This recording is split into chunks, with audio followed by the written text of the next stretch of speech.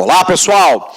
Na nossa aula de hoje, nós vamos nos recordar aí dos 50 anos da edição do Ato Institucional número 5, o famoso AI-5, que suspendeu as atividades do Parlamento Brasileiro por um ano, deu poderes quase que ilimitados, para o presidente general da República Brasileira, consolidando um dos momentos mais duros e tristes da nossa história durante a ditadura militar.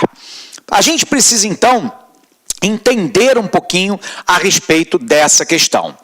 Primeiro, você se recorda que esse momento político no Brasil, ele reflete, antes de mais nada, um momento político internacional. Nós temos nos debatido nas últimas aulas falando a respeito disso, porque é muito importante você tentar entender o contexto em que as situações ocorrem. Ao final da Segunda Guerra Mundial, já falamos isso em aula anterior, nós tínhamos um contexto de bipolaridade, de velha ordem mundial. O famoso conflito leste versus oeste, a Guerra Fria entre Estados Unidos e União Soviética. Era um conflito de ordem ideológica, capitalismo versus socialismo, era um conflito por busca de áreas de influência, era um conflito armamentista, nuclear e espacial. Bom, dentro desse contexto, o Brasil se colocava dentro do bloco ocidental. Lembre-se que Getúlio Vargas envia a Força Expedicionária Brasileira para lutar ao lado dos americanos na Itália, mas lembre-se, isso foi feito com uma contrapartida, que os americanos dessem a tecnologia e o dinheiro capazes de construir a Companhia Siderúrgica Nacional em Volta Redonda, que era fundamental, era uma pedra angular do processo de industrialização brasileiro. O Brasil, então, manda a Força Expedicionária Brasileira para a Itália e, ao mesmo tempo, cede a base aeronaval de Natal, no Rio Grande do Norte, para os americanos. A gente sabe, então, que a relação entre Brasil e Estados Unidos, neste momento, era uma relação umbilical. O Brasil estava na área de influência norte-americana. Ocorre que, em 1959, Raul Castro, Fidel Castro e o médico argentino Ernesto Che Guevara chegaram ao poder em Cuba, depondo Fulgêncio Batista, que era um lacaio dos Estados Unidos, se locupletando no poder em troca da miséria do seu próprio povo. Num primeiro momento, a ascensão de Fidel Castro ao poder se dá por um movimento nacionalista cubano. Porém, depois que os Estados Unidos financiaram os contra-revolucionários numa tentativa de tomada do poder de Fidel Castro pela invasão da Baía dos Porcos, o regime de Fidel Castro se aproxima da União Soviética e Cuba passa a ser considerado uma grande vitrine do socialismo na América Latina. Os Estados Unidos, então, reforçam a sua política do chamado Big Stick. Fale baixo e ande com um porrete do lado. O porrete do lado era a presença militar americana, com a sua frota, não só no Atlântico Sul, mas também na área do Caribe. Pois bem, ocorre que o médico argentino Ernesto Che Guevara sai de Cuba e vai propor o socialismo na Bolívia, onde é perseguido, capturado e morto. E isso acendeu todos os sinais de alerta de que havia uma tentativa de espalhamento da influência comunista sobre a América Latina. E aí vem os fatos no Brasil. De 1950 a 53, Getúlio Vargas tem o segundo governo no nosso país. Acusado lá o seu governo, de corrupção, e obviamente as forças opositoras conservadoras a Getúlio Vargas se apropriavam cada vez mais de parcelas do Congresso Nacional. Getúlio Vargas vai lá e dá um tiro no peito. Ele morre, mas mata com isso a possibilidade de que os grupos conservadores alcancem o poder logo de imediato. A gente vai ter um governo de transição. que será o governo Café Filho, de 1953 até 56. Em 1956, JK assume o poder e vai comandar o Brasil de 56 a 61. Em 61, a gente tem uma situação que muitas vezes só ocorre no Brasil, né? É uma jabuticaba brasileira, né? Você sabe que jabuticaba é um fruto que só existe no Brasil, ele não existe em nenhum outro lugar do mundo, e por isso a gente diz que uma coisa é jabuticaba quando só existe aqui. O Brasil criou um sistema eleitoral que permitia que você votasse num candidato para presidente de uma chapa e no vice de outra chapa. A sociedade brasileira, dividida como estava, votou majoritariamente num conservador para presidente e num progressista para vice, né? Jânio Quadros ganha a campanha, e olha que interessante para o momento atual. Jânio Quadros ganha a campanha com o lema "Varre, varre, vassourinha", que era para varrer para fora da política brasileira a corrupção. Olha que interessante, né? Jânio Quadros, conservador, ganha a presidência, mas para vice ganha João Goulart, o Jango, que era considerado um progressista. Portanto, você tinha uma situação esdrúxula, né? Um presidente conservador e um vice-presidente progressista. A gente sabe que Jânio Quadros manda João Goulart em viagem oficial à China comunista, à República Popular da China, e nós sabemos que nesse interim, né, Jânio Quadros resolve fazer a renúncia.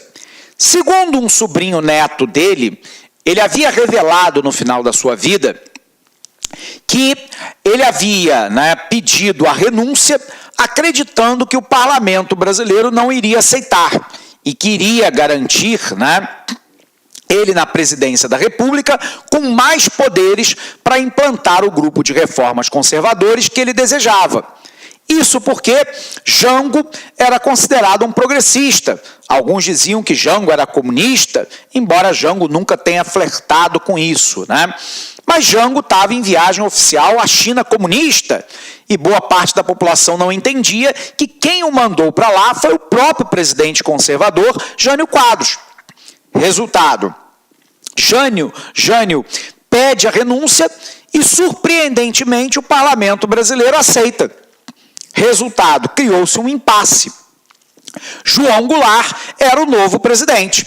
João Goulart volta para o Brasil e nós sabemos, tá, que contra João Goulart nós tínhamos aí setores da sociedade brasileira que temiam que João Goulart fosse um comunista travestido de progressista. A cúpula das Forças Armadas não queria Jango no poder. A oligarquia rural brasileira também não. A burguesia urbana, muito menos. A classe média brasileira também não o queria.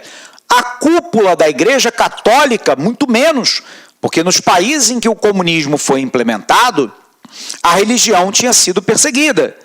Não queria ele no poder os Estados Unidos, porque temia que Jango fosse um comunista travestido de progressista e que, portanto, implantaria no futuro o comunismo no Brasil. A gente só consegue compreender esse teatro quando você entende que o mundo vivia uma bipolaridade. E isso era muito palpável naquela época. A solução, né, para isso foi a implementação no Brasil do regime parlamentarista, onde o presidente Jango permaneceria como chefe de Estado, figura meramente representativa, e o chefe de governo seria indicado pelo parlamento, que teria o poder de comandar o governo. Jango concorda com essa alternativa para evitar um banho de sangue, uma guerra civil, mas é colocada uma cláusula de que a população brasileira seria chamada, né, a um plebiscito para saber se queria a manutenção no futuro do regime parlamentarista ou a volta, né, do regime presidencialista. Depois do início do parlamentarismo, onde a população brasileira não entende esse regime político, é convocado, né, o plebiscito e a população não referenda a ideia do parlamentarismo, que era a volta do presidencialismo. E aí, João Goulart, de fato, assume o poder. João Goulart tenta implementar no Brasil as chamadas reformas de base, uma reforma agrária, uma reforma tributária, uma reforma educacional, né? E por aí vai. Óbvio que esse conjunto de reformas não agradava, né, a oligarquia rural, a burguesia urbana, parte da classe média. Havia de novo o temor dos militares de que ele fosse um comunista, né? A própria Igreja Católica, a cúpula, era contra João Goulart. Resultado, nós tivemos lá em 31, né, de março de 1964 a deposição de João Goulart e o início da ditadura militar no Brasil. Num primeiro momento, a cúpula da Igreja Católica, a classe média, a burguesia urbana, acreditava que os militares iam afastar Jango do poder, iam estabilizar a política e a economia brasileira e iam convocar eleições.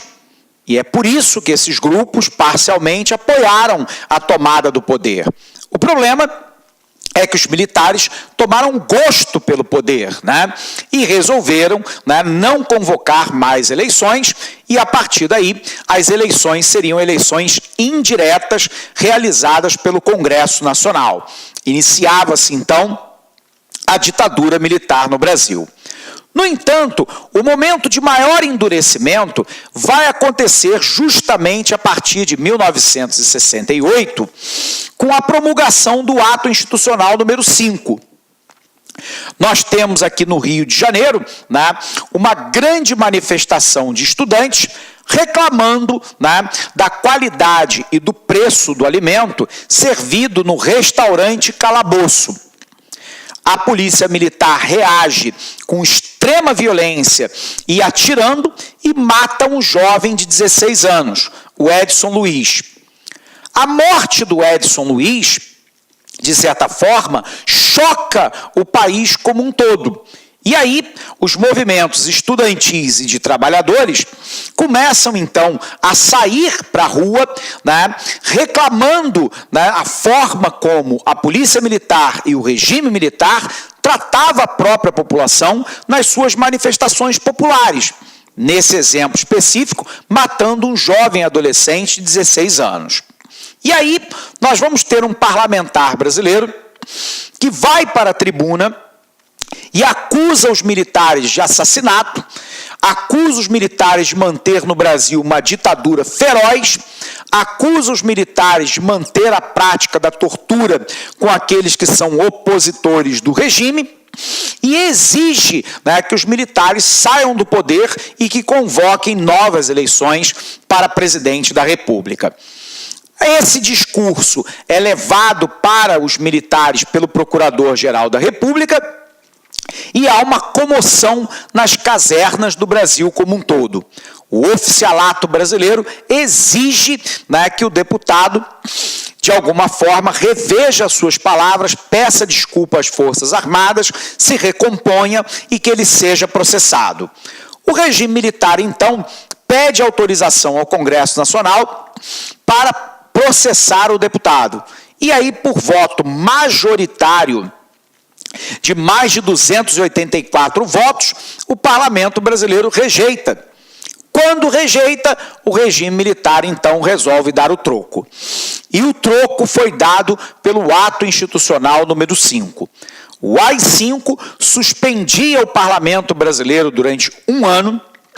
Houve uma forte perseguição de todos aqueles parlamentares que eram contra o regime.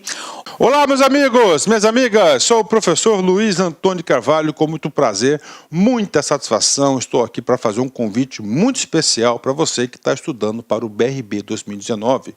Nós aqui da Lá Concursos, nós preparamos um super curso online para vocês, um curso online pré-edital. Claro que assim que o edital for publicado, nós iremos lançar o pós-edital, e você matriculado no pré-edital, você pode ter certeza que você vai receber todos os upgrades a custo zero aqui na LAC Concursos, tá? Mas claro que você tem que estar dentro do seu prazo de acesso. Então, nós aqui da LAC Concursos, nós temos aí um curso aí super competitivo para o BRB, tá certo? O concurso esse que já foi autorizado, encargo escriturário, investimento apenas 10 parcelas de R$30, e você tem um prazo de acesso durante 120 dias, né? Nesse prazo de acesso, você poderá assistir quantas vezes quiser e quantas vezes desejar. Tudo bem, meus amigos? Então aí faço o convite para vocês. Essa aula no YouTube são apenas aulas demonstrativas para você conhecer aí a qualidade dos nossos serviços. E digo para vocês que lá no site você vai assistir o final dessa videoaula e, claro, muitas outras videoaulas, porque nós fizemos uma playlist aí bastante pequena para vocês. Bacana? Forte abraço, fique com Deus e espero vocês aqui na LAC Concurso. Fui, tchau! Clique lá.